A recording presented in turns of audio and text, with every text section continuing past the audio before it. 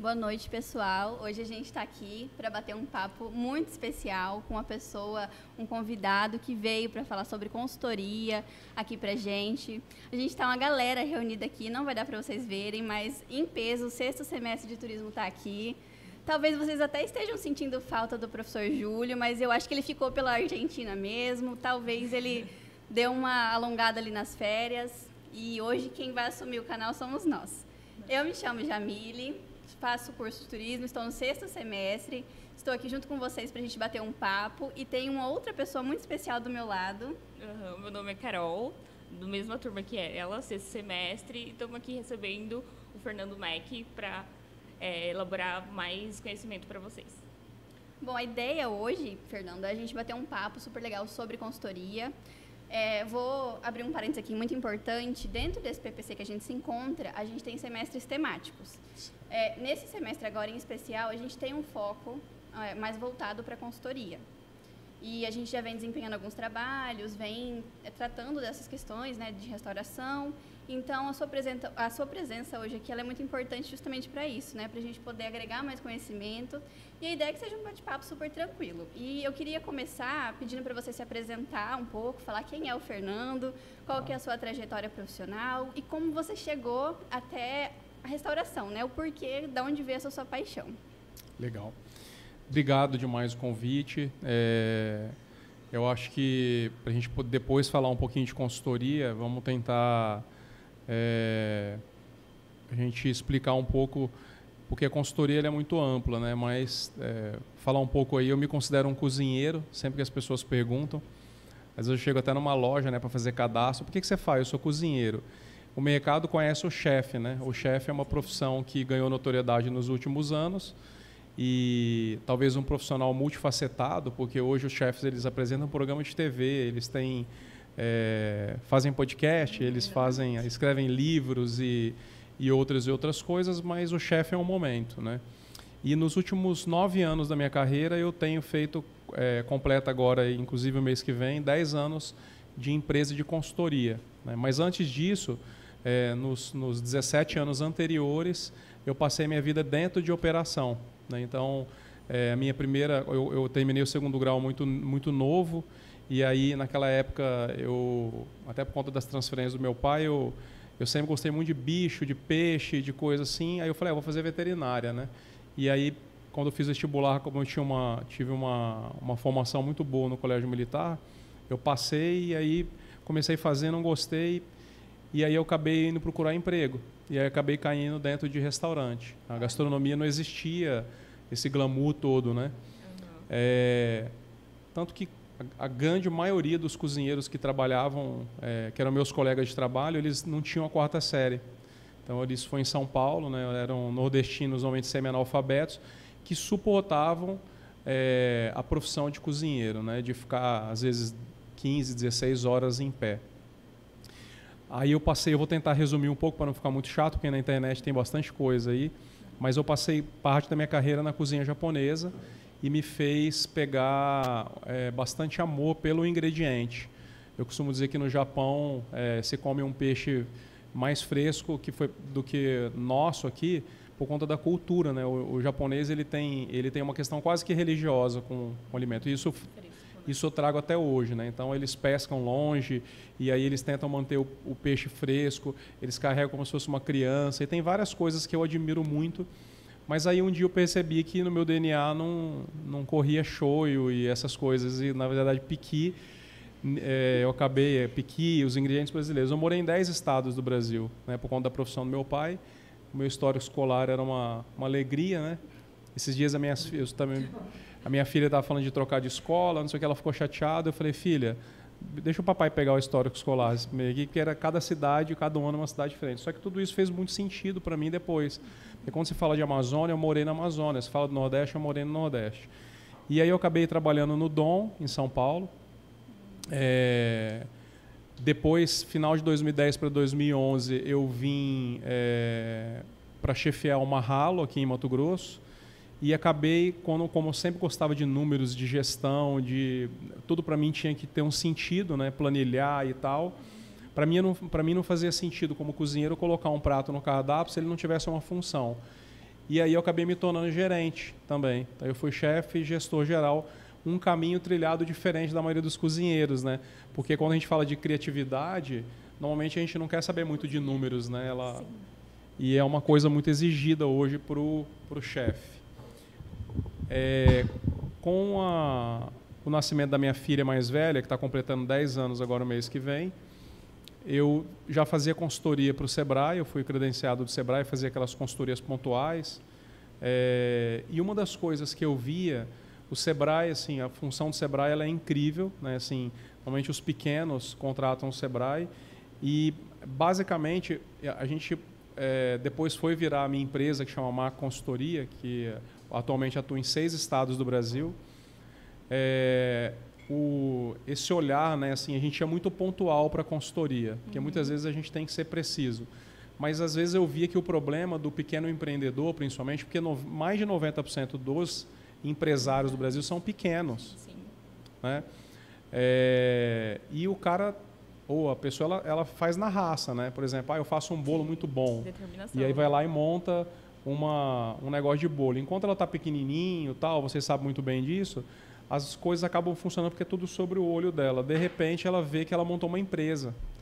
E talvez nem fosse tão importante ela ser a boleira ou a chefe confeiteira. Talvez fosse melhor ela se preparar como empresária. Porque o mercado, quem sobrevive são os empresários, né? Mas, enfim, então aí, nessa época, eu acabei pensando o seguinte, vou fazer consultoria para o Sebrae agora, e isso foi por volta de 2013. Aí cheguei, depois de muitos anos como funcionário, eu falo isso assim, até quando eu falo com empreendedores, eu falo, olha, foi coragem, porque eu ganhava muito bem, eu tinha um salário muito bom, a minha esposa era advogada na Vivo na época, e eu vi a barriguinha dela crescer, e aí eu falei, eu quero tempo agora, né? Eu peguei, chutei o balde e me lancei ao mercado. E aí comecei a assinar grandes contratos, e aí eu vi que tudo que eu tinha vivenciado na minha vida operacional, ele tinha feito algum sentido. Quando eu era novo, por exemplo, o restaurante ia ter um treinamento de vinho. Eu sou cozinheiro, eu sabia que ia ter um treinamento de vinho, eu falava, deixa eu participar do treinamento. Sabe? Eu falo isso muito até para os meus colaboradores. Hoje a gente tem, praticamente, juntando as duas empresas, uns 100 colaboradores, né? E eu falo muito isso para eles. Eu falo, olha, assim, a informação, mesmo que você não utilize agora, talvez uma hora faça sentido. Então eu participava de tudo quanto é tipo de treinamento, de atendimento, eu gostava, sabe, de estar... E aí, tanto que eu acabei terminando minha carreira como funcionário, como gerente geral de um restaurante, né? Então foram anos que aí o Mahalo despontou, foi premiado, eu tive a autonomia de fazer as mudanças que eu achava necessária, setor de compras, de armazenamento, de tudo.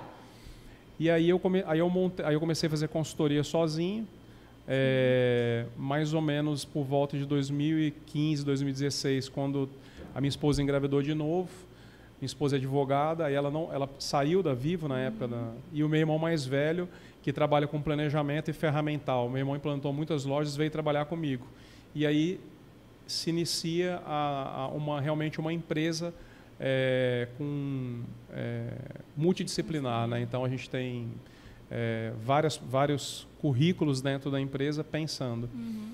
E aí é mais ou menos isso, assim. Então, e o ano passado, o ano retrasado, a gente começou o projeto do Brasido, que é meu terceiro filho, né? Test Lab, né? Que a gente abriu tem quase um ano agora e, assim, só agradecer mesmo, assim. Graças a Deus a gente montou uma operação gigante dentro de um shopping, num ponto que estava parado há 4 anos, e aí a gente tem fila de espera todo dia e é uma alegria, assim. Aí, enfim, é só para a gente poder startar e as pessoas me conhecerem um pouco.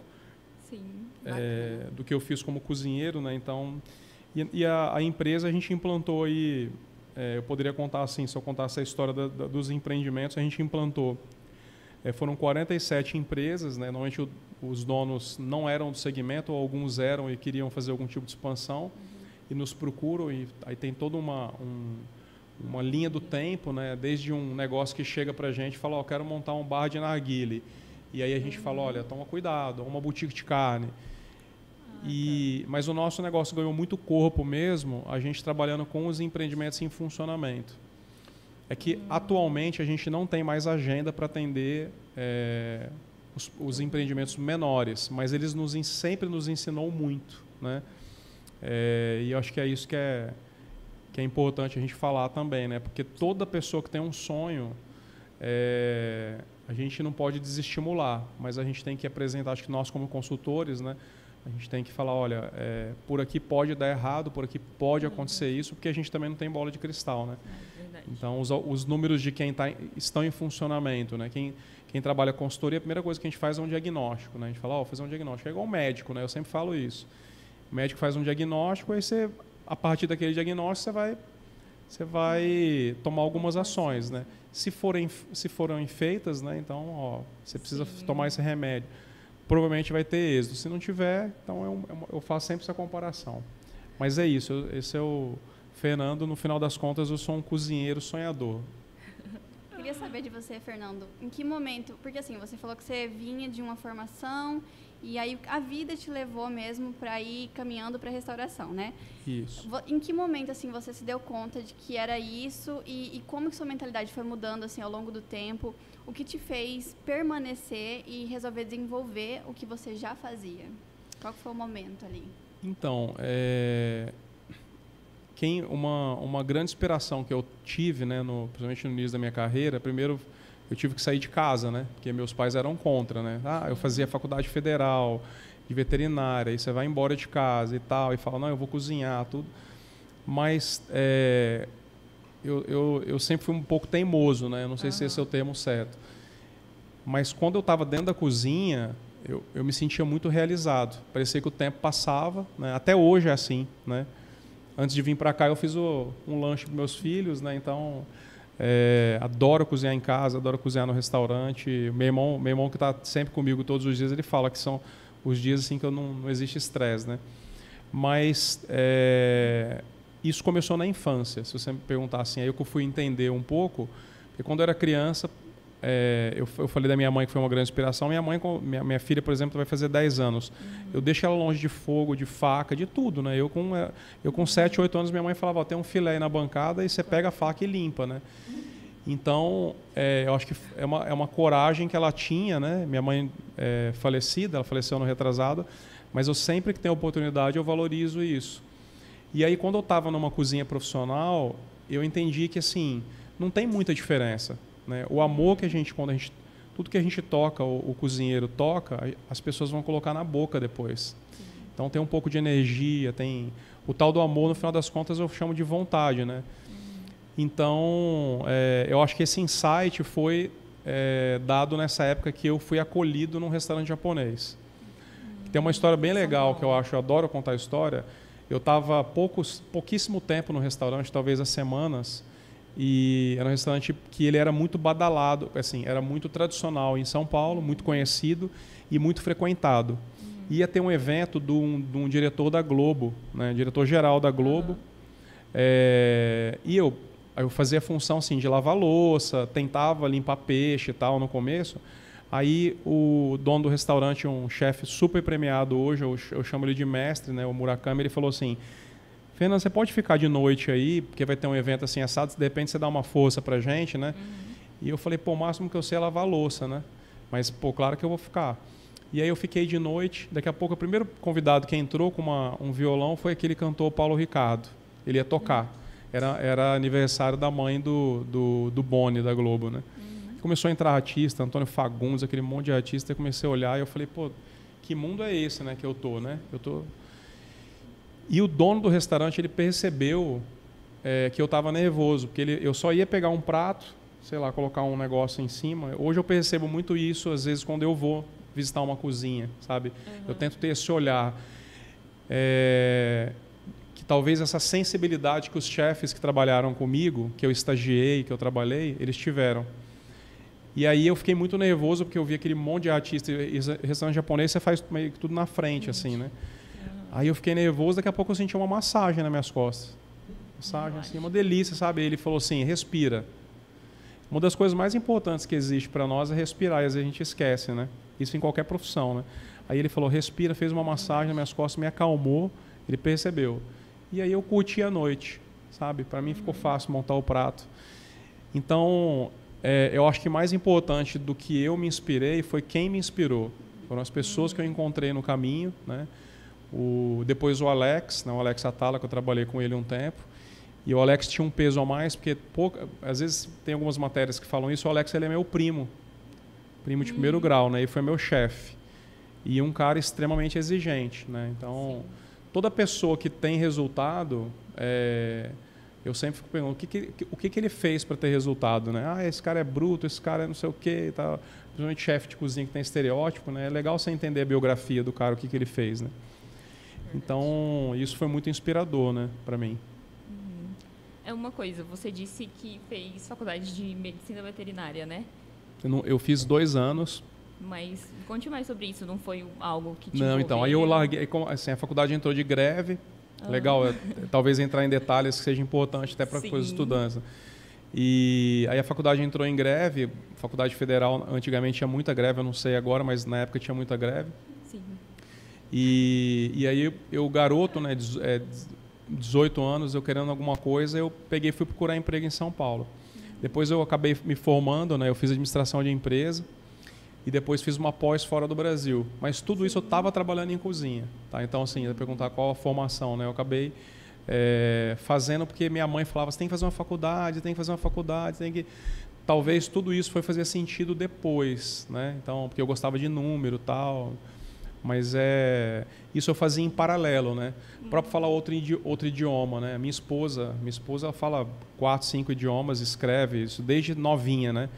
E aí eu me via estagiando fora do Brasil e nem inglês não falava direito. Então, isso é muito importante, entendeu? Depende da profissão que você faz, você ter uma outra língua, outro idioma. A gente vê hoje... A gente fala que o mundo é global e é global mesmo, né? Antigamente as melhores literaturas que existiam para gastronomia, e eu sempre gostei muito de ler, mas ler o que eu gosto, né? Eu vejo minha filha e minha esposa, elas leem, mas leem de tudo e fissurado em leitura. Você fala, você gosta de ler? Eu falei, não, a resposta é não, mas quando se fala de cozinha, de livro, tudo, antigamente não tinha muita coisa em português, né? Então eu também não sou um dinossauro não, tá, gente? Eu fiz 45 anos no mês passado e 26 de profissão, né? Então, mas é isso. Por isso que eu perguntei a idade de todas no começo, né? Sim. Uma carreira, uma trajetória já longa, já tem data, algumas primaveras, né? Sim. E você gosta muito de... Eu percebi que você traz muito na sua fala a questão da afetividade, né? Você tem alguma memória, assim, que te marca com relação à sua trajetória? Uma questão, assim, afetiva ou algo muito especial para você que te marcou durante esses anos que você atua?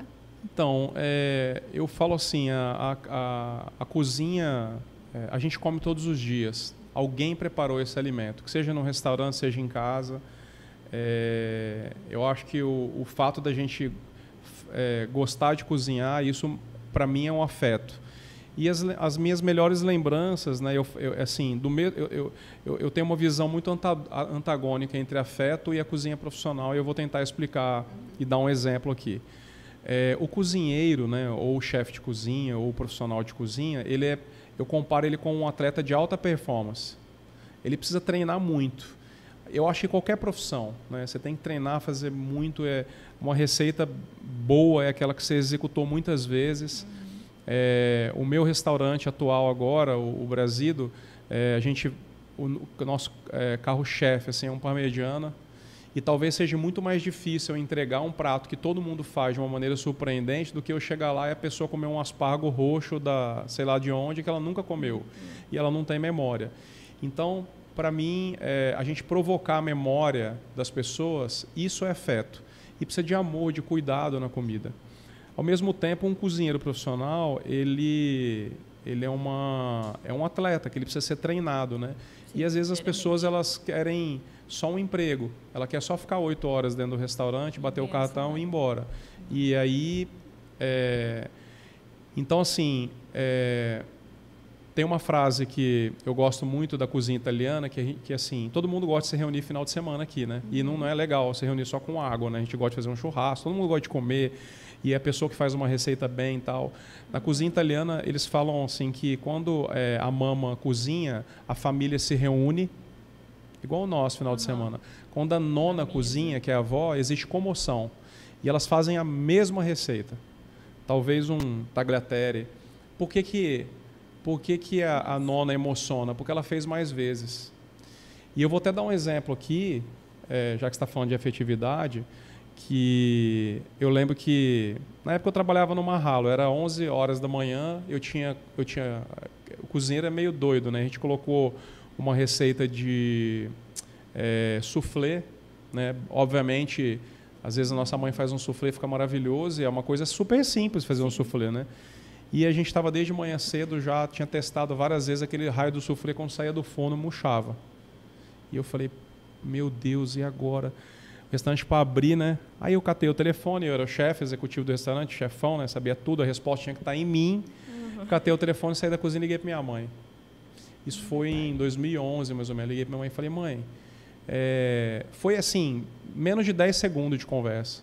Mãe, você lembra de um soufflé que você fazia? Como que você fazia?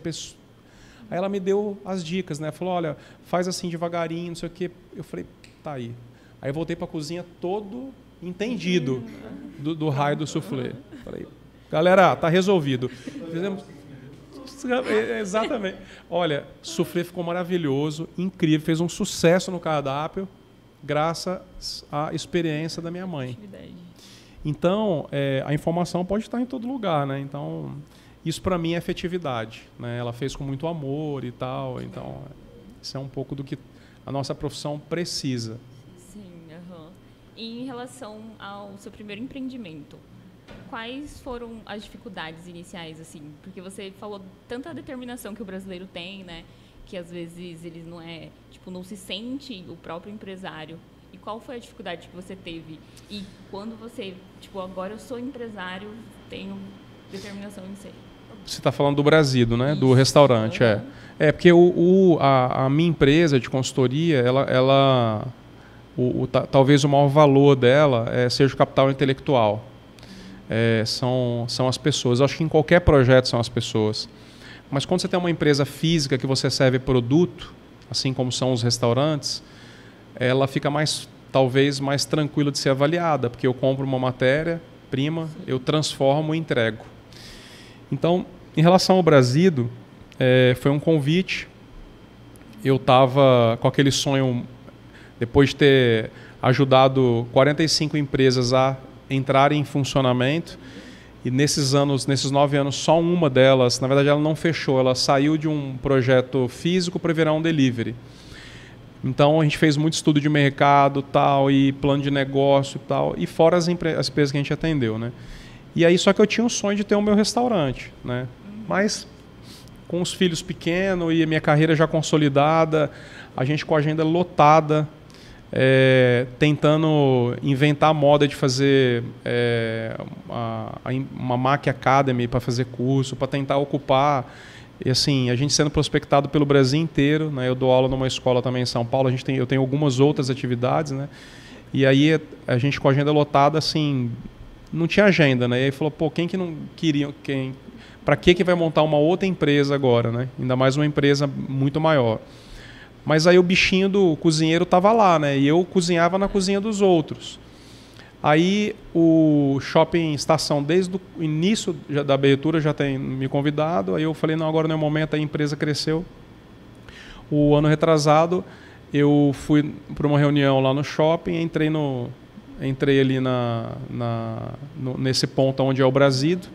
E aí o superintendente olhou assim para mim e falou assim, aí ele mexe com o bichinho do empreendedor, né? E falou assim, que você acha da gente montar um restaurante com a sua cara, com o seu cardápio, tudo aquilo que eu fiz para os outros, ele falou para mim, né? Aí eu cheguei em casa e eu não faço nada sem pedir autorização da minha esposa, né? E eu converso tudo, ela está comigo já há muitos anos.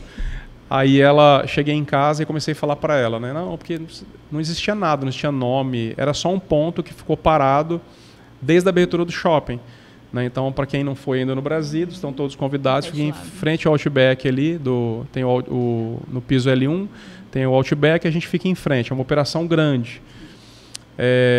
Aí ali não tinha nada, tinha um ensaio de uma operação, mas Mas quando eu entrei lá dentro, eu sou muito intuitivo, né? Eu gosto muito eu acredito muito na minha intuição. Eu olhei e vi o funcionamento daquela vista para Miguel Sutil e tal. Quando eu comecei a contar tudo isso para minha esposa, ela falou, você já aceitou, né? E aí começamos, aí criamos uma linha para a expansão. A nossa ideia é expandir a operação, mas você me perguntou dificuldade, né? Então, por exemplo, por toda a experiência que a gente tinha, a gente contratou um cara de obra errado. Eu cheguei a achar que a gente não ia abrir o Brasido. E eu gastei o dobro do que eu queria, do que eu pensei que eu fosse investir. Para o shopping era muito mais fácil, ao invés de trazer um chefe maluco, né, que vai criar um cardápio novo e tudo novo, educar as pessoas, tal, trazer uma grande rede, né, assim como o Outback, as grandes redes, né, o Coco Bambu, que eles trazem, sei lá, funcionário de fora, o próprio Madeiro, para eles era muito mais fácil, mas eles acreditaram em mim e eu também acreditei no shopping. Então, foi praticamente 1 ano de obra. A implantação vale muito a pena vocês saberem como que foi. Eu cheguei para o shopping, eu sempre falo isso assim, o que eu consigo entregar? Dia 19 de dezembro a gente abriu. Para abrir dia 19 de dezembro, 45 a 60 dias antes de treinamento. Primeiro tem todo um cronograma.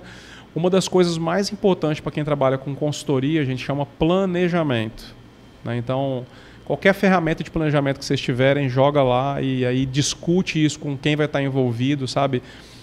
Mostra para todo mundo que está envolvido que o planejamento existe, que vai acontecer isso, tenta planejar e seguir o maior planejamento possível. Tanto que a gente tem uma pessoa hoje que ela pensa só em planejamento, tanto do Brasil quanto da nossa empresa. A minha esposa, para marcar uma consulta hoje, ela tem que falar com a pessoa do planejamento, uma consulta minha, né, qualquer coisa. Então, ao ponto de, eu acho que isso é fundamental para quem quer seguir a carreira de consultor. Porque a carreira de consultor, diferente da minha trajetória, por isso que eu até gostaria que vocês trouxessem o Diego aqui. O Diego trabalha comigo já há 6 anos. Ele se formou na primeira turma de gastronomia da Univag. No 9º semestre de engenharia, ele largou e veio trabalhar comigo. Eu falei, você vai ganhar pouco e vai aprender. E ele realmente é um consultor. Eu falo que ele é muito mais consultor do que eu. Porque ele se formou dentro de uma empresa de consultoria. Ele aprendeu já com olhar estratégico, né? Eu sou maluco, assim, de vez em quando eu entrava e falava, não, pode deixar que eu vou resolver tudo, e ia lá e resolvia. Mas muitas vezes ficava dependendo de mim. E o bom consultor é aquele que sempre dá luz à estratégia para a gestão. Eu acho que esse é um... E as dificuldades do Brasil foram essas, uma loucura. E quando a gente implantou, o que eu fiz? Dezembro, o shopping é um formigueiro. O shopping falou para a gente... Você vê que assim, tudo que a gente planeja também, muitas vezes ele... eu sei nadar, por exemplo, você se joga no oceano e aí vem tubarão, vem tempestade, é mais ou menos assim, né? E aí eu cheguei pro pessoal do shopping e falei, eu só consigo abrir o jantar com essa quantidade de gente. Por quê? Porque eu tinha medo das pessoas irem e terem uma experiência ruim.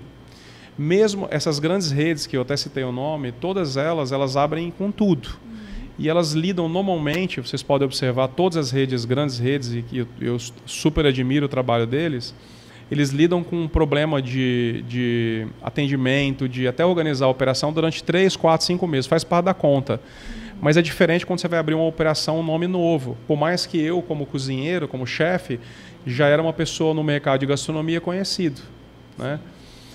Então, com o meu receio, o que eu fiz? Abri primeiro o jantar, rodei 3 semanas, depois abri final de semana, porque eu não quero ser muito técnico, né? Mas servir comida, ele tem tudo tem estratégia, né? Então tem que ter posicionamento de cardápio. Então, eu vou trabalhar for demorada.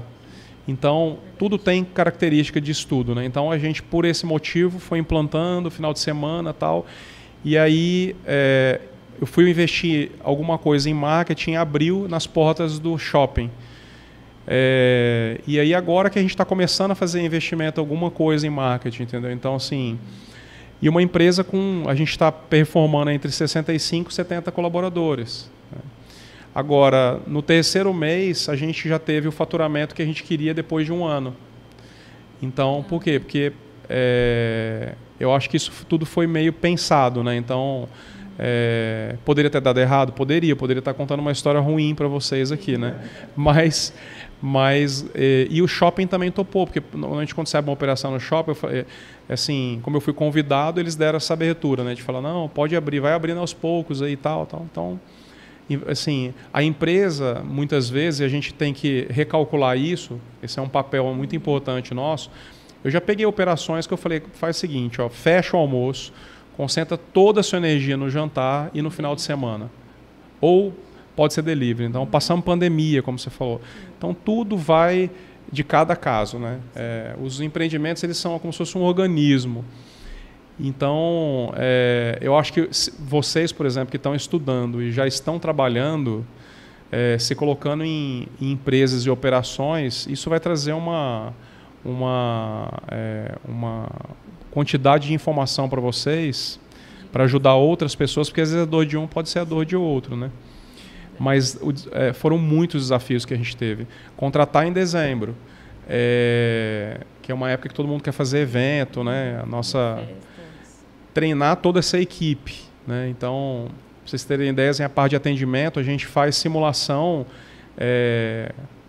entre N situações, desde uma pessoa idosa na bengala até um cadeirante, vai simulando, né? Simulando até... Depois começa a atender cliente, aí vai convidando gente próxima, né, que a pessoa atende, e vai até abrir, né? Então, o que eu falo assim, muitas vezes o empresário quer fazer uma inauguração. Eu falo assim, faz só a abertura, sobe a porta. A gente abriu numa segunda-feira. Eu fiz alguns eventos testes.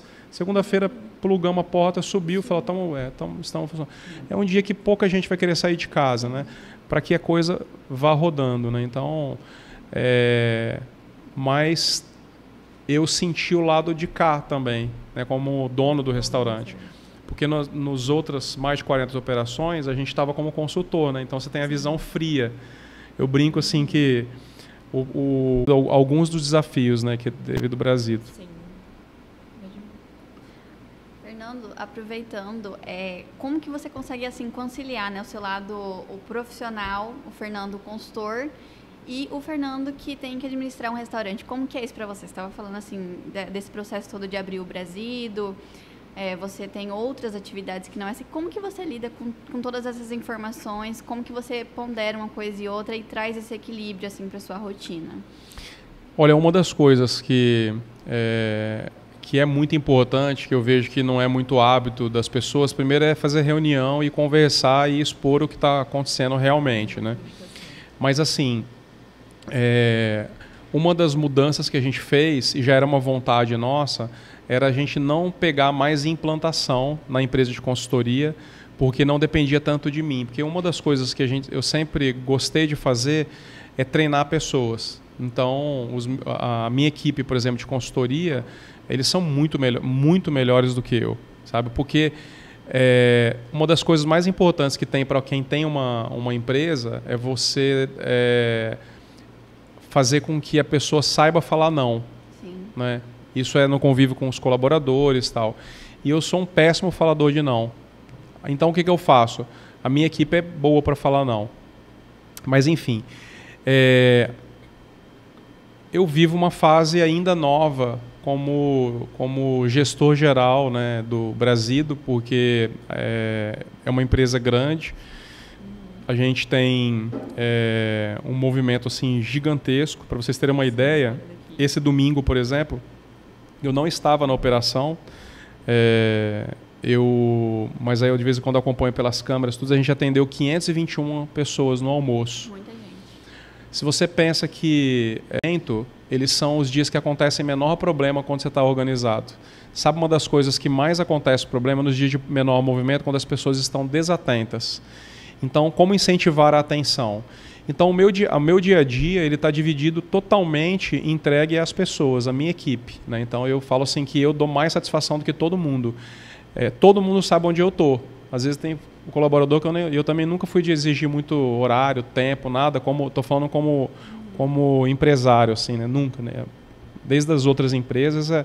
Mas eu cansei de receber e-mail, por exemplo, do Diego, que eu fui olhar para ele 3 horas da manhã, ele mandou um e-mail para mim de alguma coisa que a gente estava precisando implantar, entendeu? Então, assim, não que ele fosse obrigado, ele podia... Mas assim, eu vivo um momento novo, voltando, inclusive, para o dia a dia de cozinha. porque eu cozinhava quando tinha algumas implantações, dependendo do contrato, né? Tinha contrato, por exemplo, que a gente era contratado e o cara falou, não, eu quero que o Fernando assine o cardápio, que o Fernando tal. Então eu vivo um momento mais cozinheiro e gestor do restaurante, e a nossa empresa teve uma alteração que a gente queria fazer, que é trabalhar com empreendimentos em funcionamento. Justamente porque depende menos de mim. Então é uma fase nova, eu posso dizer que é uma fase nova, mas eu estou me divertindo muito, estou gostando muito e a gente já está pensando agora em outras unidades, mas amadurecendo um pouco a operação, né? Sim, a gente tem uma pergunta do nosso chat no YouTube. O Breno Augusto, ele está perguntando se houve algum instrumento de planejamento. Além de você trabalhar como consultor e ter a experiência no Sebrae, ele está perguntando se teve um alcance de origem de recursos, assim, além de experiências assim, que envolveram a abertura do restaurante. Acho que foi nesse sentido que ele está perguntando. Plano de negócio e alavancagem de recursos. Não, o que eu fiz, assim, como eu falei, no início eu ia montar o restaurante praticamente sozinho, aí eu convidei um sócio, que é o vice-reitor do Univag, meu amigo pessoal, e aí, como eu não tinha tempo hábil para poder ir atrás de recursos em banco, tudo, eu abri 2 cotas de investimento e trouxe mais 2 investidores, né? Então, foi o que a gente fez. E que provavelmente vai ser o modelo que a gente vai adotar agora para as próximas unidades, né? Então, eu fico como sócio operador, né? Eu sou majoritário, chefe, tudo, mas assim, recurso de banco, essas coisas a gente não foi, né? Então, e também teve investimento do shopping, né? Da BR Malls, eles na época eles acreditaram no projeto e fizeram um aporte bem substancial também. Talvez seja essa a curiosidade dele, né? Então, o pessoal fala assim, shopping é ruim, shopping... eu falo assim, não tem aluguel caro, tá? Tem local que não vende. Então, shopping, se você estudar bem, é um bom negócio. É muito diferente, por exemplo, qualquer negócio, você ser convidado para montar um negócio ou você ir atrás, né? Mas muitas vezes você tem que ter essa coragem de montar o primeiro, pagar o preço e tal. Mas a gente foi uma situação um pouco diferente nesse sentido, se eu conseguir responder para ele, né? Acho que deve ter sido nesse sentido, mas a pergunta dele, né? Lá no começo a gente tinha falado de pandemia e de tudo mais, e isso até pra gente, dentro do turismo, a gente vem conversando muito, principalmente nesse retorno presencial. A nossa turma, ela começou no online e aí a gente não se conhecia, muitas coisas foram mudando e tem um debate assim, que ele é muito presente, que é essa questão de como o mercado está mudando, né? Para você, como que você enxerga essas mudanças dentro do restaurante, dentro do seu serviço de consultoria? O que você acha assim, que mudou e mudou para ficar ou aquilo que ainda está em transformação? Quais são esses pontos? Olha, assim, eu poderia descrever muitas mudanças, mas eu vejo, por exemplo, eu tive agora nos Estados Unidos numa feira, um mês retrasado, chama NRA, é a maior feira mundial de gastronomia. E algumas coisas que estão acontecendo lá, provavelmente vão acontecer no Brasil. Provavelmente, né? Ou possivelmente. Por exemplo, adotar tecnologia hoje nos restaurantes, por menor que seja o empreendimento. É imprescindível, desde o atendimento, né, a gente fala da época do delivery, o delivery muita gente ele só não trabalhava bem o delivery, mas ele tinha a pandemia ela mudou muita coisa. Então, de um lado, o investimento em tecnologia é uma necessidade, porque os Estados Unidos, para vocês terem uma ideia, 50% dos empreendimentos lá estão com horário reduzido por falta de mão de obra. Então, eles não têm opção de falar, não, a mão de obra está ruim, está difícil, como todos os empresários falam, eu também vejo isso, né? Então, a substituição ou a melhor qualidade, tanto na produção quanto no atendimento, como qualquer área, macro área do empreendimento, né, na área de gestão, melhores sistemas, tudo, eles estão mais avançados por necessidade. E vai acontecer isso com o Brasil. Obviamente, quando a gente fala de Brasil, a gente fala qual Brasil que você está falando. Esses dias teve lá no restaurante o dono do Tutu Lanches em Cáceres. Não sei se alguém conhece Cáceres, tem um Tutu. Ele tem 75 funcionários, 25 motoqueiros, quase 40 anos. Esse cara é uma história lá em Cáceres. Ele vende 1000 pizzas no domingo. Então, eu não posso tratar de tecnologia com ele lá em Cáceres, assim como eu trato de tecnologia com uma pessoa em Sinop. O Brasil tem essa diferença, né? O Brasil tem muitos cortes. Qual o Brasil que a gente está falando? São Paulo é assim. São Paulo você fala, ó, eu vou colocar um negócio 100% autoatendimento em Pinheiros. Não vira, é um bairro de residencial antigo. Ah, vou colocar em tal bairro. Beleza, dá certo. Curitiba, por exemplo, o pessoal brinca que televisão foi colocada dentro do elevador em Curitiba porque ninguém gosta de conversar, né? Os melhores sistemas do Brasil hoje estão em Curitiba. A gente faz muita visita técnica, isso é muito importante também. Pegar e visitar. Eu falo assim, e quando você vai para comer, ou empreendimentos, ou qualquer restaurante, é importante ir de corpo e alma e tentar anotar tudo. Observar. Às vezes você fala, não, eu vou viajar para uma missão técnica em Minas. Cara, tem tanta operação boa aqui em Cuiabá, em bairro, tem tanta gente fazendo bem feito, e ninguém é 100% certo. Ninguém acerta 100%. Eu quero conhecer essa pessoa, né? Até hoje eu não conheci, nem aqui, nem nos Estados Unidos, nem na Europa. Então, eu acho que assim, uma das mudanças que veio para ficar é a implementação de tecnologia. Eu, inclusive, é uma das minhas especialidades, eu dou aula de tecnologia de cozinha, né? Se vocês forem lá no Brasil, vocês vão ver o tanto de equipamento que a gente coloca, assim, desde um sistema de coifa de ultravioleta, que quando a gordura passa, transforma num pó branco, biodegradável. E eu sei que a conta talvez não feche pelo investimento que eu fiz num ano, mas em 2, 3 anos, o que eu deixo de ter de manutenção é algo absurdo, né?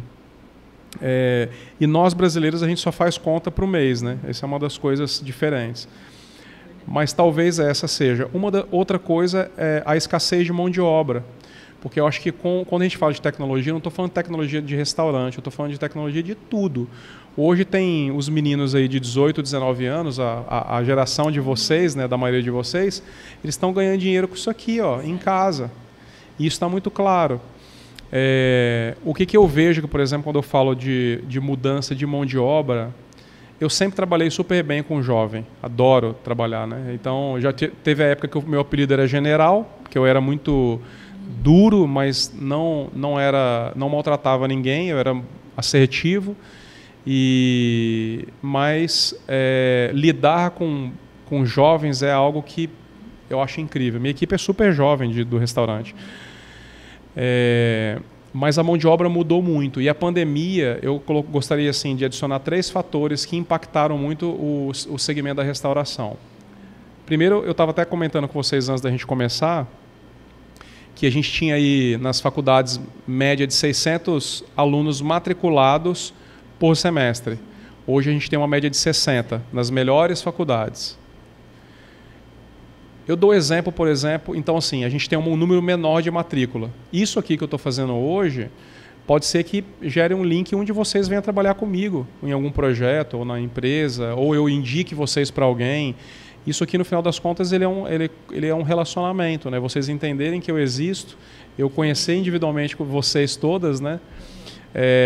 Isso é algo que a instituição, eu dou os parabéns, porque trazer profissionais que já têm um pouco de bagagem e criar esse relacionamento foi o que os grandes cases fizeram. Então, voltando aqui à mão de obra, eu digo 3 pilares. O primeiro, a pandemia, ela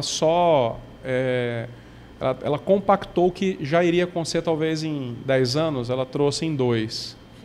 Eu dou o exemplo do meu menino lá, o Diego, né? Eu falo meu filho, que eu chamo ele de filho, meu braço direito. Então, enfim, o Diego em 29 anos, ele parece um velho, assim, a cabeça de velho, tudo. Ele é todo pragmático, mas ele é um menino assim que quando chegou no escritório, ele questionava algumas coisas e a gente ouvia, porque falou, pô, ele tem razão, né?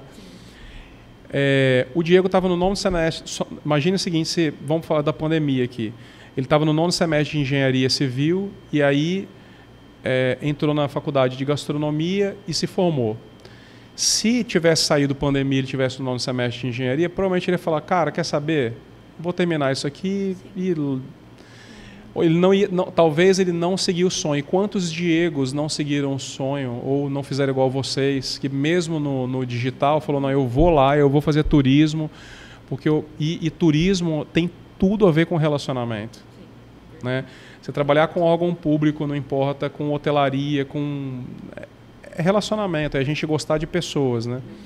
Então, e muitos profissionais que estavam já estabilizados ou estavam empregados, a gente não sabia o que ia acontecer. Vocês lembram disso, né? Sim, era uma incerteza muito grande. Era uma incerteza muito grande. Então, a gente tinha operações, por exemplo, que cresceram. Por exemplo, a gente dá consultoria para uma empresa que atendia o hospital. Triste de ver que a quantidade de refeições aumentava. A gente atendia posto de combustível. O motorista não podia parar. Então, você vê que tem tantas vertentes do mercado que a gente não pode limitar a visão. Porém, a gente teve empresas que faturavam 2 milhões por mês de buffet que em menos de 3 meses teve que fechar. Porque ficou quase 2 anos sem nenhum evento. Então, a gente não sabe o dia de amanhã, né? Mas eu quero dizer assim, a mão de obra mudou muito. Mas esse perfil questionador dos jovens é algo que, se os mais antigos estiverem abertos, a gente vai continuar fazendo essa conexão e as coisas vão acontecer de maneira incrível.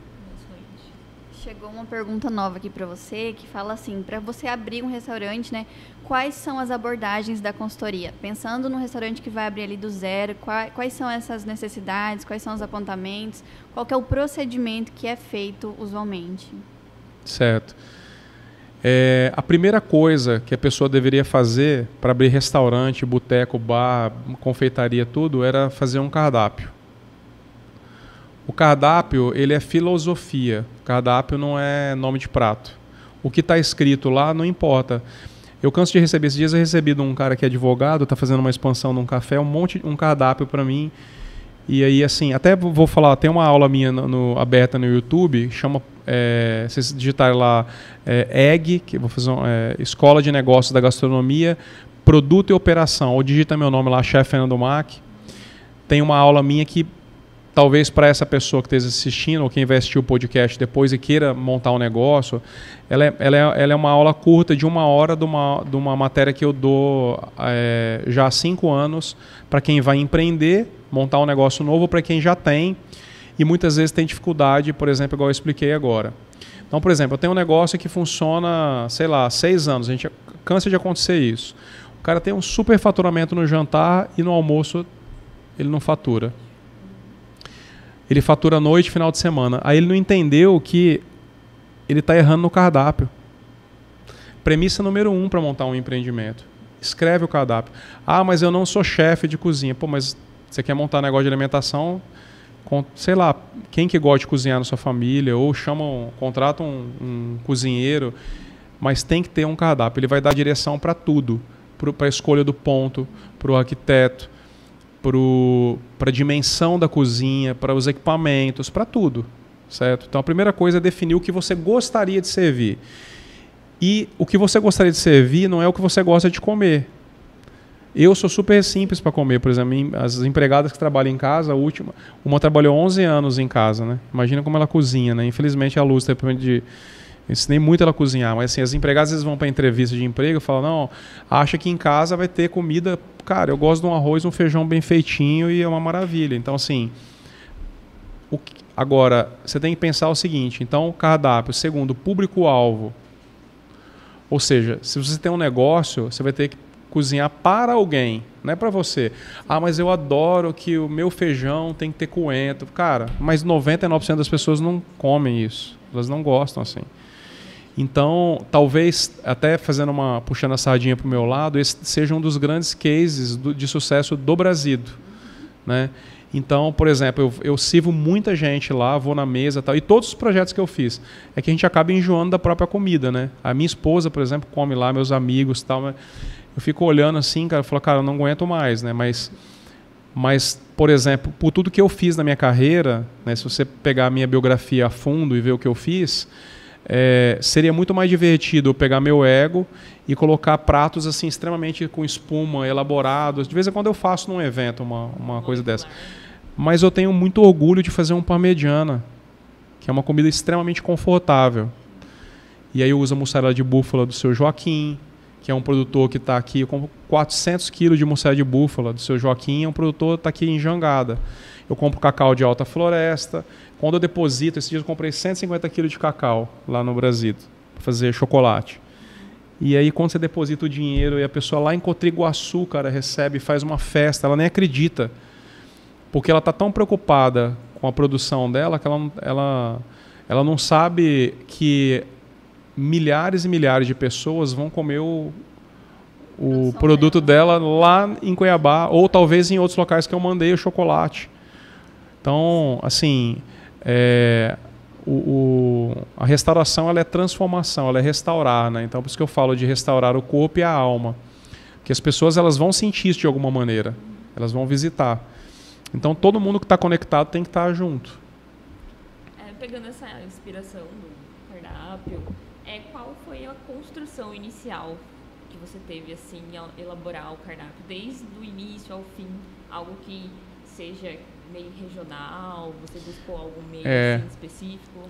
Talvez 2 pilares importantes. Um é reviver clássicos, né? Então, que é o que eu falei, por exemplo, quando eu falo de treino, falei que o cozinheiro é um atleta de alta performance, o cara não chuta aquela bola e vai certinho lá porque é coincidência. Não é coincidência, ele chutou muito. Quando a gente fala do Oscar, né? Então, para eu poder fazer um parmegiana, eu fiz muitas receitas de parmegiana. E aí a gente deixa a carne mais alta, não bate a carne para... Sabe, eu peguei, por exemplo, casos de um restaurante, o cara tinha um bife lá de parmegiana, 300 gramas. Aí ele pegava o filé mignon com a carne macia, dando um exemplo técnico e prático. E ele pegava e espancava o filé, virava um papel. Aí você tem várias explicações que são técnicas ali como cozinheiro. Na verdade, quando no final ficava 200 e poucos gramas, porque ele pedia água. Você tem um núcleo mais... um núcleo muito... O calor muito mais próximo do núcleo. Então seca a carne, você tem que colocar mais molho de tomate. Eu propus para ele, ó, não bate a carne, ela não fez nada para você. Aí eu lembro da época da cozinha japonesa, né? O filé tá quietinho, já morreu o boi. Vamos colocar só 200 gramas, cortar assim de uma maneira mais elegante. Aí, em vez da farinha de rosca que todo mundo usa, vamos usar uma farinha panko. Aí eu tempero a farinha panko com queijo ralado, alecrim, tomilho fresco. Frita numa temperatura alta com uma fritadeira bom, óleo bom. E aí uma dose de mussarela de búfala, maravilhosa, vai pro forno. Então, assim, a pessoa pode escolher o ponto. É um parmegiana, mas ele é feito... cuidando de cada etapa. Que se você for ver, por exemplo, quando você tem... Todo mundo que deve ter algum parente que faz uma receita boa, né? Sim. Isso se você for observar, ela fez tantas vezes e com tanto carinho, foi melhorando, que aí a explicação é simples, é essa. E se a gente colocar isso em tudo que a gente faz, no atendimento, colocar isso nas compras, sabe? Quando chega... Eu sou uma das pessoas, por exemplo, quando chega, eu gosto muito de manhã cedo, às vezes, no Brasil, na hora que está chegando a mercadoria. O cara da feira dá um pulo desse tamanho, né? Fica morrendo de medo. Porque o tomate tem que ser assim, tal, tem que ser assim. Então, tudo é um cuidado. E aproveitar o ingrediente como um todo. Então, pilares do cardápio. Usar os clássicos de maneira inteligente. Ingredientes regionais que são bons, né? Porque não adianta nada eu tentar contar uma história toda se o chocolate é ruim. Sim, e a procedência importa, né? Importa. E eu falo muito assim, nós temos uma função muito além do que comprar o ingrediente, que é instruir também. Por exemplo, cordeiro nosso vende muito, é uma paleta de cordeiro lá que vende. Aí eu tentei comprar de uma pessoa que procurou a gente regionalmente. Ela mandou umas amostras e aí chegou lá 3 paletas, a gente produziu, excelente. Um pouco gordurosa tal, mas a gente tira a gordura, tá aprovado. Eu aprovei, beleza. Pedimos lá, sei lá, acho que 100 quilos. Aí chegou a paleta totalmente diferente. Aí o menino meu de pré-preparo lá, o chefe de pré-preparo, falou para a dona na hora que chegou lá. Ela pegou, mandou uma mensagem falando assim, olha, é a primeira e última vez que eu entrego para vocês tudo tal. Eu falo assim, quando eu visito um produtor e tudo que entra dentro de comida no Brasil, eu fui visitar. Peixe nosso, por exemplo, é 100% de cultivo. Peixe de cativeiro. Não tem mais peixe nos rios. Então, e eu aproveito integralmente. A gente tem um torresmo de pele de pintado, que vocês deveriam ir lá provar. Então, são meus convidados. A pele de pintado que a maioria dos frigoríficos, do mercado podre, joga fora. A gente salga ele, desidrata, ele vira um torresmo. Até saiu agora, vocês colocaram o bem Mato Grosso do sábado, último sábado passado, a matéria está lá. Mas se você entrar no Instagram do Brasil, do meu pessoal, vocês vão ver um torresmo de pele, aproveitamento integral do ingrediente. Então, eu acho que assim, quando a gente fala de cardápio, que você perguntou, mesmo que a pessoa não seja cozinheiro, né, tanto que grandes restaurantes, quem está por trás não é um cozinheiro. São pessoas que gostam de comer, mas no final das contas ela gosta de servir. Então a pergunta é, o que eu gostaria de servir? Se eu vou te receber na minha casa, eu sempre pergunto, né? Às vezes eu faço comida japonesa, comida árabe, que eu tenho sangue árabe, faço um monte de comida. As pessoas vão na minha casa assim, falam, o que você quer comer? Né? Então, talvez seja um ponto de partida para algum grande sonho. Né? Eu faço esse bolo e você quer que a pessoa coma exatamente como que você faz. Você não está montando um empreendimento, né? Então vocês sabem disso, que a consultoria é isso. Fala, olha, veja bem, são os números, né? A gente pegou, por exemplo, 3 projetos ao longo do tempo de as pessoas queriam servir sem glúten, produtos sem glúten, sem lactose, né? E os meus 2 filhos tiveram um problema com caseína, que é pior ainda que a lactose, porque você não consegue descontaminar, né? Não consegue dar lactase e tudo. E eu falo que eu me tornei um cozinheiro mais sensível nessa época. Mas eu falo para eles, olha, depende do tamanho do projeto, você não vai conseguir viabilizar. E alguns pratos, por exemplo, que não são da proposta, são os que mais saem. Então, quando a gente trabalha com empresa, você tem que pagar as contas, né? Eu tenho 65 funcionários que eu adoro pagar 2 dias adiantado. Eu vejo a alegria deles, né? Adoro pagar funcionário, adoro pagar os fornecedores, né? E isso vem de um estudo, de você entender que no final das contas quem está pagando é quem eu recebo. E se eu tenho isso em mente, né? Por exemplo, que o meu projeto e o projeto de todos os empreendimentos, e quando a gente for atender, é mais ou menos isso, né? Da restauração, de receber em casa. É assim que a história da gastronomia começou, né? As pessoas não tinham nem moeda, né? Recebia outra pessoa em casa, hospedava, cozinhava, a pessoa comia, se reconfortava. Tem a história do caldo restaurador, né, que falava. Exatamente, né? Do chopão, né? Hoje a gente tem o chopão do Fernando, né? Que é uma maravilha. Seu xará. Mas é isso. Desculpa meus momentos românticos, mas isso é um pouco disso. Aqui no curso, inclusive, aí puxando sardinha pro nosso lado dessa vez, né? Eu acho isso muito legal, inclusive é um elogio que eu faço particularmente, essa preocupação dos professores de trazer essa questão, como você fala, por exemplo, da procedência dos alimentos, mas também mostrar o lado bom das coisas. O turismo tem um lado ruim, a gastronomia também não é só flores, mas é muito legal a gente entender quais são esses momentos, quais são esses pontos e como que as pessoas se unem por conta disso, né? Inclusive, o slow food é uma coisa que, assim, particularmente é um assunto que eu sou completamente apaixonada. Nossa, incrível. Todo mundo já enjoou de ouvir eu falar. Porque vale outro podcast, né, para isso. Fica para próxima, fica o convite, então. Porque esse eu faço questão. Já viraram até o olho aqui, porque... Eu fui um dos fundadores do slow food de Cuiabá, né, então... Inclusive, aqui a gente ainda não tem, né, um movimento muito... Assim, acho que não tem nem representatividade, se não estou enganada. Assim, teve um começo... Eu queria falar uma frase de um cara... A gente mora num estado de escala. Uhum. E eu amo slow food, tanto que a gente favorece N pequenos produtores. E quando eu falei, por exemplo, do exemplo do Cordeiro, na verdade minha vontade era chegar lá e ela falar assim, vem me visitar e me ajuda a eu mudar minha produção para que eu consiga vender para 50... Você não tem noção tanto de restaurante que eu indico quando um produtor é bom. E tem uma história do José Avilés, que é um chefe português, que ele fala assim, nem todo pequeno é 100% bom, nem todo grande é 100% ruim. Tem muita gente produzindo em escala de alta qualidade. Ele fala que chegou um produtor de batata doce lá no restaurante dele, todo mal vestido, com as batatas todas sujas, tinha até minhoca nas batatas, num carrinho, né? E ele chegou, olhou a batata e viu que a batata era boa. mas ela estava mal apresentada. E ele falou pro cara, olha, eu não gostei, tal, tá muito sujo, tal. O cara saiu pé da vida de lá. Passou uns 30 dias, daqui a pouco o cara volta com um jalequinho, as batatas toda lavadinha, posicionada, colocada assim, as batatas maiores, tal. Ele foi lá e comprou. A apresentação mudou. Ele tem 50 restaurantes em Portugal. Olha. Todos os restaurantes têm, o cara produz praticamente para ele.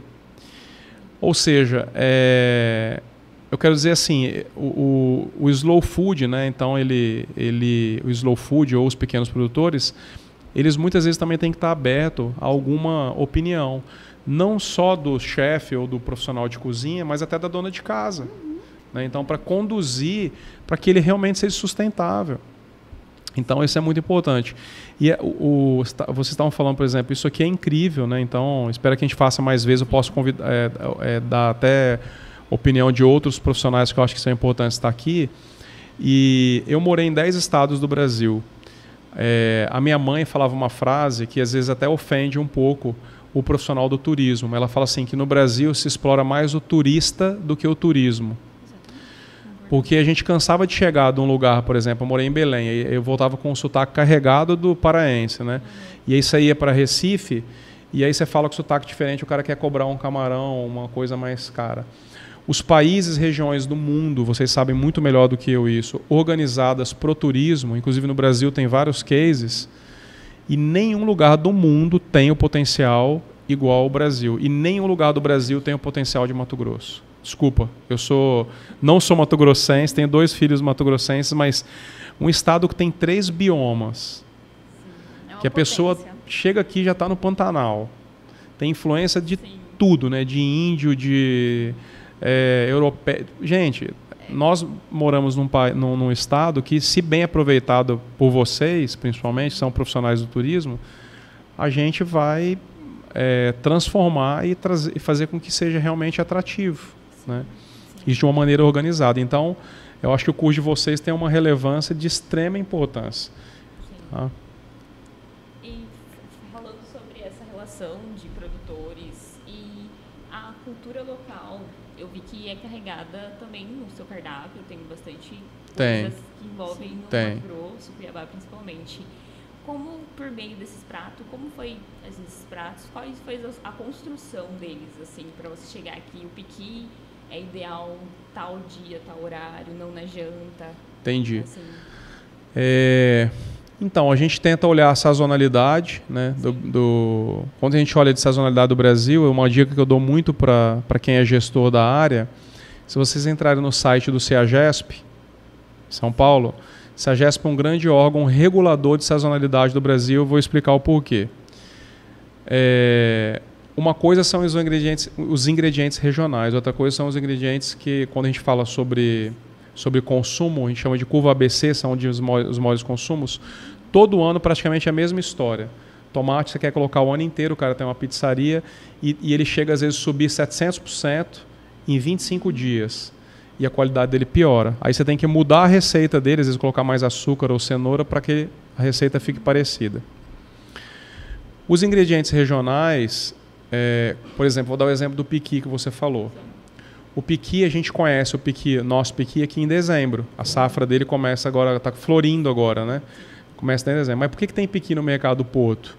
Porque em Minas já está maduro. Então, quanto mais duro o cerrado até a Amazônia...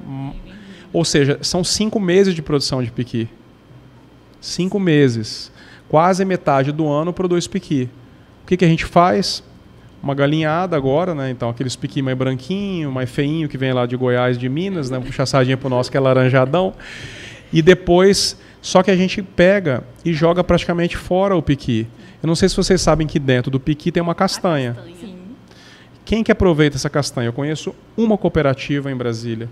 Chama Central do Cerrado. O que ele faz? Mapeou esses 5 meses, compra do Brasil inteiro, aí eles despolpam, inclusive vende até para os Estados Unidos a parte, depois do ouriço, do espinho, eles vendem aquela casquinha para lenha de defumação.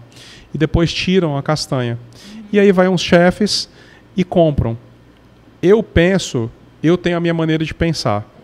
Por exemplo, eu estou dando exemplo do piqui. Não é uma castanha barata.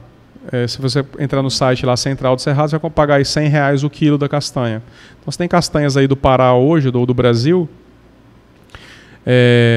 baratinha, você tem produto caro, né? Então, eu valorizo o que tem qualidade.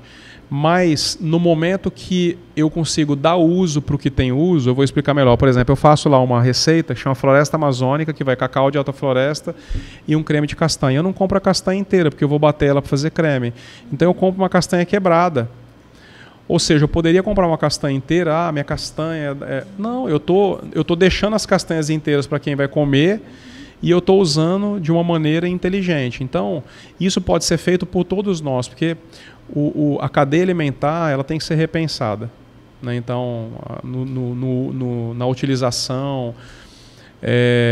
Então, quando a gente pensa, eu penso o meu guia, né, é a sazonalidade e é um pouco da educação também dos clientes, porque a gente tem... Então, quando eu falei que eu atendo um cliente a cada 2 minutos, você imagina que se alguém tem aqui algum ídolo, você pegou o ídolo, encontrou o ídolo no elevador, né? Você tem pouco tempo para falar da sua vida para ele. É mais ou menos o tempo que a gente tem para falar no restaurante. Às vezes tem mais tempo, mas... Então, tudo isso que eu estou explicando, ele tem que estar muito bem sintetizado e que as pessoas entendam e recebam isso, né? Por exemplo, eu coloquei lá uma receita de brandá de pacu seco e fiz um chips de farinha de mandioca. Adoro. Minha ideia era fazer um chips que em 2015 eu gravei já até um vídeo no YouTube com chips de farinha. Pô, você pega... A gente come chips de tanta besteira, né? Então, imagina você pegar a mandioca, é só colocar água nela ou leite, abre ela do jeito que você conseguir, assa no forno, vira um crocante, é uma delícia. Você comer com... E aí eu fiz com brandá de pacu seco, que é purê de batata e pacu seco, resgatando um ícone da cozinha bem regional, antiga. Foi um super sucesso quando eu lancei no cardápio. Aí a própria empolgação dos garçons. A minha esposa, eu brinco assim, que vendia 300, 200, ela que pedia, né? E aí começou a parar de vender. Então eu sou obrigado a tirar do cardápio e uso em eventos. Mas alguns itens, por exemplo, regionais, a gente consegue... Porque o cardápio, no final das contas, qualquer cardápio, ele tem que ter ciclos de mudança. Ciclos de... Quando eu falei, por exemplo, no começo de um projeto tem que ter um cardápio, ele vai ser o primeiro cardápio. Você tem um empreendimento há 5 anos, olha o seu cardápio. Ele vai te falar grandes coisas, né? Quanto que vende, quanto que não vende. Aí tem as ferramentas, né? Engenharia de cardápio. Aquela aula minha lá eu falo um pouco disso aí. Mas é tentar conciliar um pouco do que a natureza está me entregando mais fresco, porque vai estar mais barato e vai estar mais gostoso. Então, nesse ciclo a gente vai alterando. E o mais próximo possível, né? Então, porque eu não sei se você sabe que das 20 frutas brasileiras mais consumidas no Brasil, só 2 são de origem brasileira. Por exemplo, a fruta mais consumida no Brasil é laranja. E quem consegue reconhecer um pé de laranja sem laranja? Hoje. Às vezes tem que cheirar folha, mas a gente está meio distante. Então, aí você pega o abacaxi, que é um fruto brasileiro, né, caju e outras, são pouquíssimos consumidos. Frutos regionais, então, quando você fala do cerrado, aí a gente vai entrar no mérito que aí vai o cientista maluco mesmo. Mas é isso. Legal ouvir isso tudo de você. Tem uma coisa que você falou agora sobre reconhecer o pé. Aí fala um pouquinho também do slow food, mas tem uma disciplina que a gente teve que é turismo rural. E a gente brincava, falava uma coisa que depois eu parei para pensar e chega a ser um pouco grave até. Você fala assim, quem sabe reconhecer um pé de laranja sem o fruto. Mas hoje a gente se distanciou e eu acho que a gente está num momento de reaproximação, talvez, né, do que é a gastronomia. Tanto que lá atrás eu falei, pegar o gancho do slow food novamente, porque lá atrás o Carlo Petrini ele trouxe isso justamente para rebater a cultura do fast food, né? E a base, né, o tripé que ele trabalha é o alimento bom, limpo e justo. E eu acredito muito que, principalmente nesse tipo de trabalho, que você tem uma atenção maior, você sabe quem está produzindo, quem está te fornecendo, você começa a encurtar a cadeia e criar laços, né, de pessoas com pessoas, você, Fernando, com seus clientes, você com seus colaboradores, e isso é muito interessante. Você percebe esse movimento acontecendo assim dentro do restaurante, uma busca nas consultorias em tentar criar essa reaproximação, fazer as pazes com a alimentação? Eu percebo e eu acho, inclusive, a própria pandemia, ela contribuiu com isso. Porque as pessoas elas começaram a buscar entender um pouco mais da onde que vinha o alimento, visitar áreas rurais, né? Sair um pouco dessa questão urbana. Eu vejo que os jovens, eles têm uma preocupação maior sobre isso, por mais que a gente vê que algumas regiões não são. E eu sou um grande entusiasta, né? Então, o que depender de mim, eu vejo quase que uma cobrança até dos jovens cozinheiros em saber exatamente de onde que a gente está comprando. Obviamente, eu tenho colegas, às vezes eu vejo um chefe vai no mercado do Porto, pega um pintado de quase 40 quilos, que deveria estar reproduzindo no rio, né? Coitadinho, bonitão lá, assim, sabe? Enchendo de pintado o rio. Ele tira a foto e fala, olha que legal, eu estou comprando esse pintado e vou levar... Mas e aí, né? Cara... E aí? E aí vai com tudo, né? Então, a gente vê que tem alguns países que já são preocupados, né? A questão do aproveitamento também é algo muito importante de se falar. Você está no mercado na China, e ela é cultural também, né? Então, quando eu falei da pele de pintado, é uma coisa que surpreende muito, porque você fala pele, normalmente é descartado, todo mundo joga fora, é o resto. Os frigoríficos, por exemplo, a gente vê que os caras que abatem lá 10 toneladas por dia de peixe, em torno de 25% a 30% é resíduo. Se ele tem um tamanho grande, ele cria graxaria e aí ele consegue destinar para ração ou para fazer óleo de peixe. Os menores, que abatem 2 toneladas, aí, ele tem que pagar um transporte para ir buscar, porque senão ele vai ter um problema com vigilância, com documentação, tudo. Olha só que absurdo isso. Tem países, por exemplo, que importam partes que a gente nem imagina. A gente escuta isso falar muito, né? Mas é uma realidade. E a pele é algo extremamente importante, inclusive para alimentação. Tem cartilagem e tal. Então, eu falo assim, se a gente não tenta ou se a gente não faz, ninguém vai fazer. Eu estou falando em meu nome, eu sei que muitos cozinheiros mais antigos, eles gostam, é muito mais fácil, né? Porque todo mundo quer filé. Mas você vai educar a pessoa. Então, nós temos um papel muito grande de educação. Quem trabalha com turismo, principalmente, e com gastronomia, dá mais trabalho fazer assim. Sim, porque também tem a questão, assim, em alguns momentos, eu acredito que a alimentação, primeiro, ela é uma necessidade humana básica, né? Mas eu acho que chega algum momento ali que ela acaba virando só status, e é isso que você está falando, essa dificuldade de moldar a percepção da pessoa de que, às vezes, a casca de um alimento é tão bom ou até melhor do que aquilo que normalmente a gente consome. É um trabalho que é duro, mas precisa ser feito, e ele é gradual, né? Não é do dia para a noite que as pessoas vão começar com isso.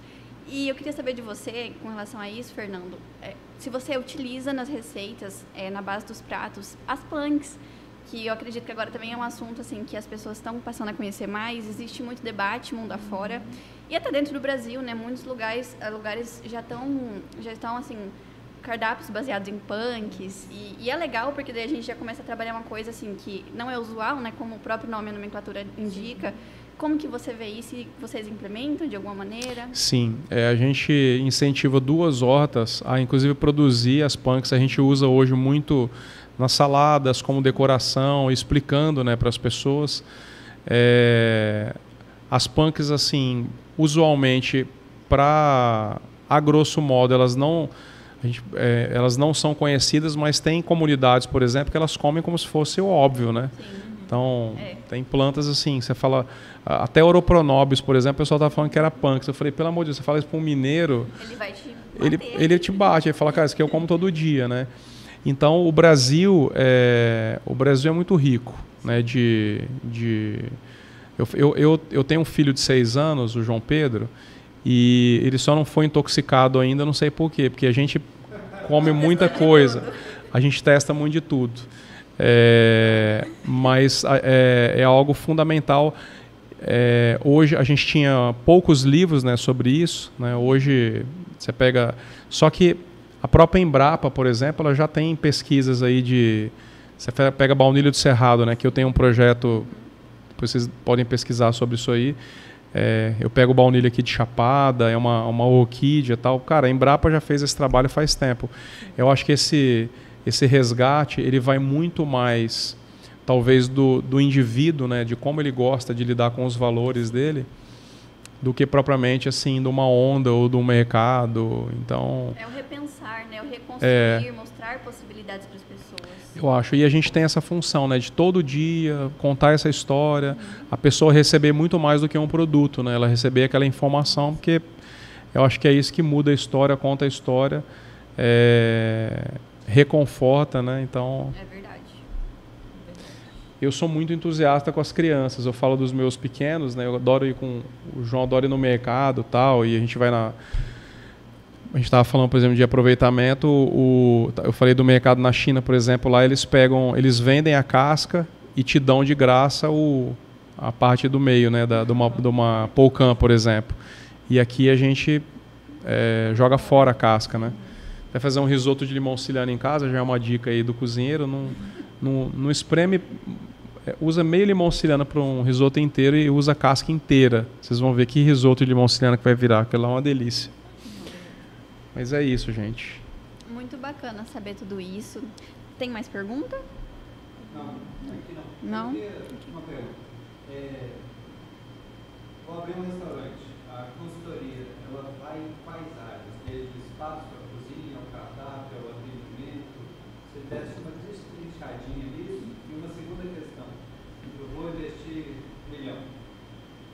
Qual a porcentagem eu quero contratar consultoria para todas essas áreas? Qual a porcentagem do gasto no investimento total?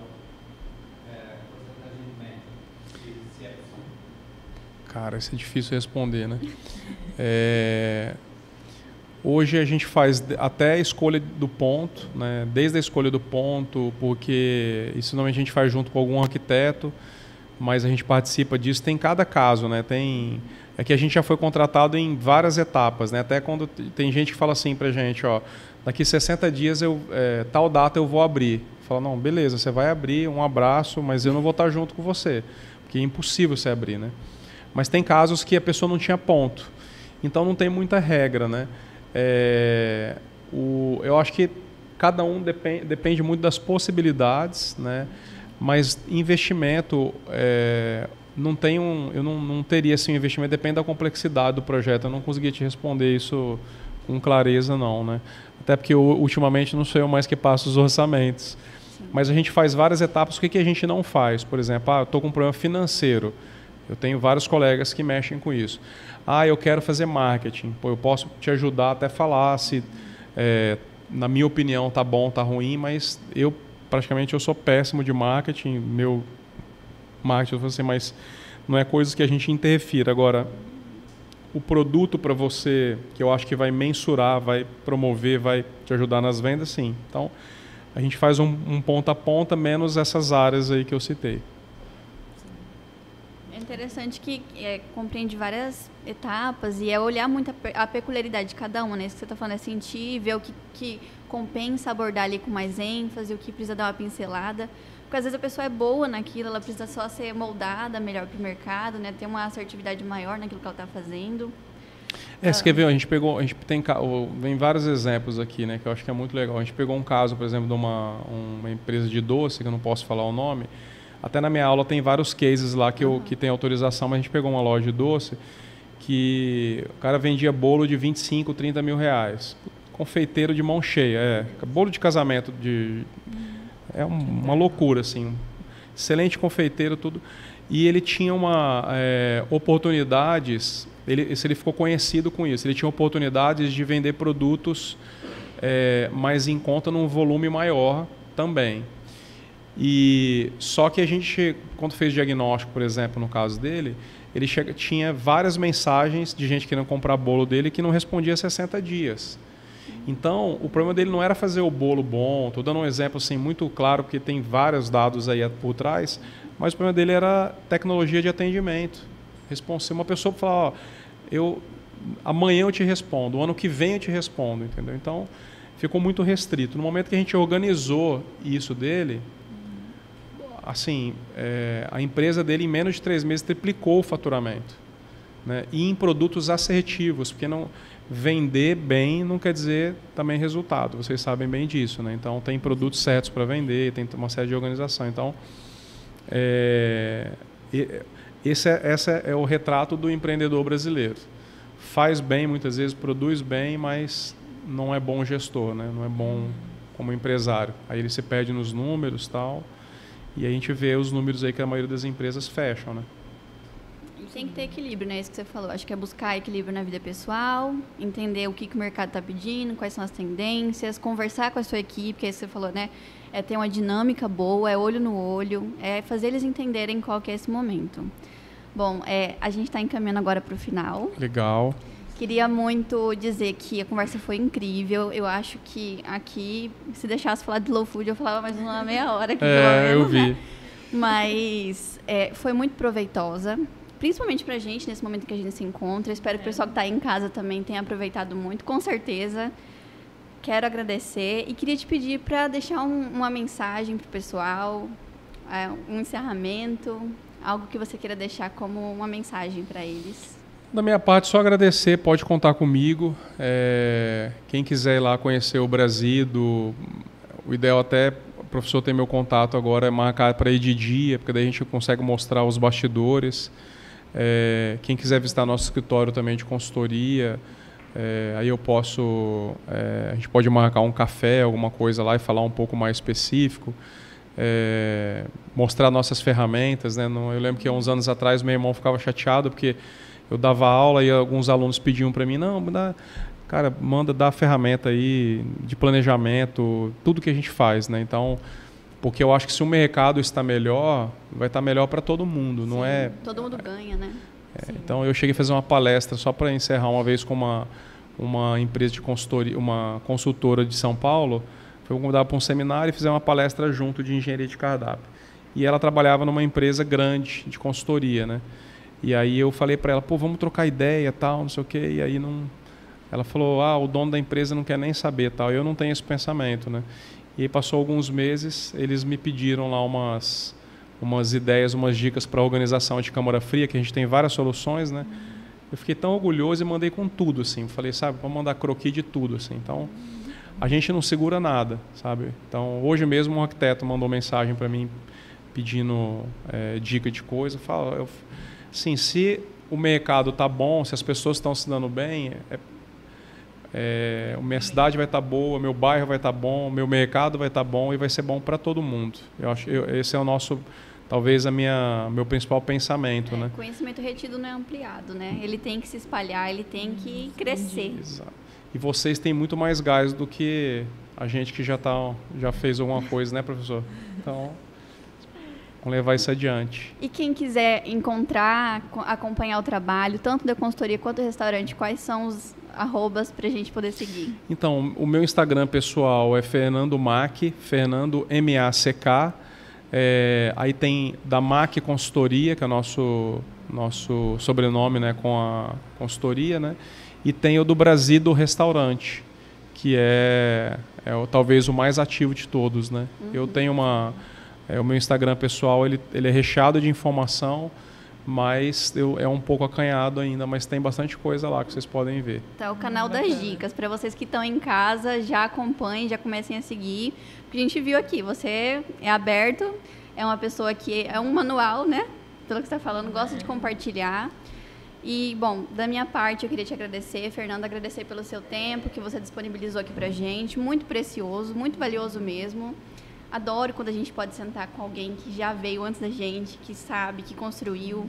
Fico muito feliz em ter essa oportunidade de estar aqui com você, poder conversar. E, de coração, espero que essa oportunidade possa vir mais vezes, falar sobre Slow Food, fica aí o negócio, né? Só pra percebi essa indireta direta, né? Tem que deixar. Percebi, já tem que ter data já. Tem que marcar. Então, a gente agradece em nome da nossa turma desse semestre, Bacharelado em Turismo, e a gente tem um mimo para você, que é bem interessante. Olha, que legal. Espero que você goste. Obrigado. Tá. Tem uma arte que eu mesma fiz. Olha. Espero que você goste. É que aqui como que fala? É multitarefas, a gente faz tudo. Deixa eu tentar não estragar isso aqui. Aproveita aí pra gente, Carol. Fala qual que é o seu arroba do seu Instagram, né? O pessoal seguir, acompanhar. Meu Instagram é @artinamão. Eu faço artesanatos, desde filtro dos sonhos, chaveiros. Que legal, parabéns. Espero que você tenha gostado de estar com a gente hoje. Muito.